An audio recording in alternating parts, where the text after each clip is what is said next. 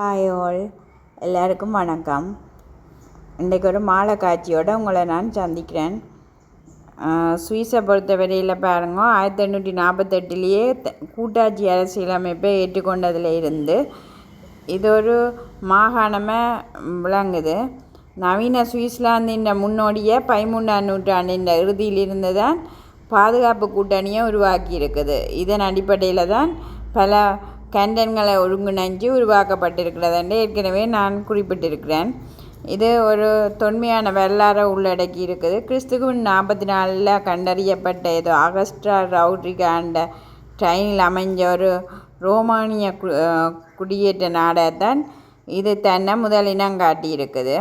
இதுக்கான தொல்லிய சான்றுகள் ஏராளம் இருக்குது. அதாவது கிட்டத்தட்ட 1,50,000 ஆண்டுகளுக்கு முன்பே சுவிட்சர்லாந்தில் மனுஷர்கள் வாழ்ந்ததுன்ற ஒரு வரலாறுகள் காணப்படுது.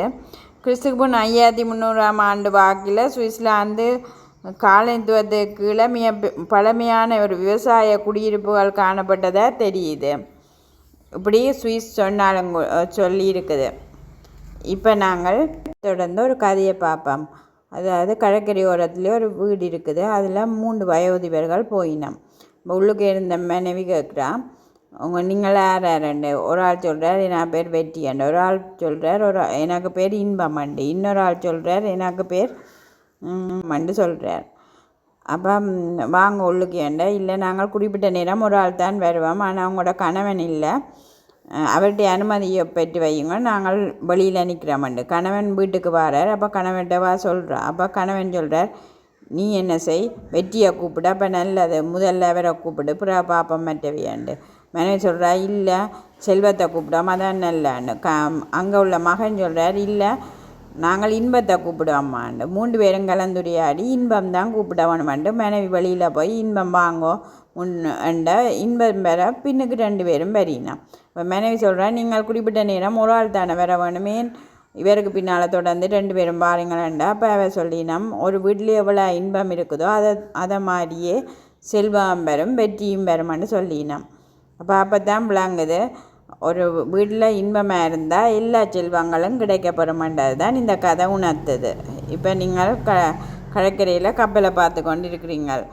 எப்படி இருந்தாலும் நாங்கள் என்னதான் வாழ்க்கையில் துன்பம் இருந்தாலும் நாங்கள் இன்பமாக இருந்தால் எல்லா பிரச்சனைகளும் எல்லாத்துக்கும் தீர்வு கண்டு நாங்கள் இன்பமாக இருக்கலாம்னு தான் இந்த கதை சொல்லுது.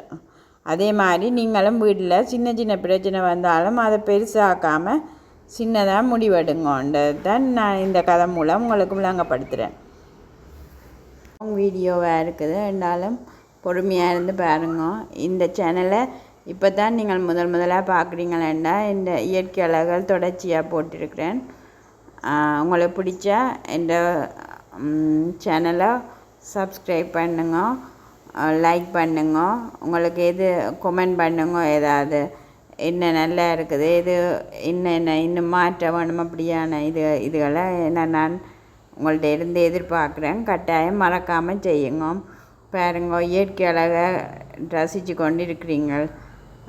அதாவது எங்கள் மனசில் என்னதான் பிரச்சனை இருந்தாலும் கடலுக்கு போய் இப்படி காட்சிகளை பார்க்க எங்களுக்குள்ள இருக்கிற மன அழுத்தங்கள் எல்லாம் குறைவும்.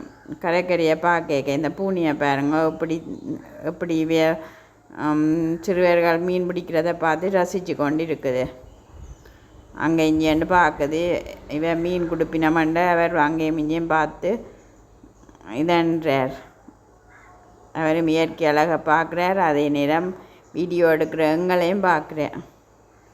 இந்த சேனல் இன்னொரு ப்ளாகில் உங்களை நான் சந்திக்கிறேன். ஓகே, பாய்.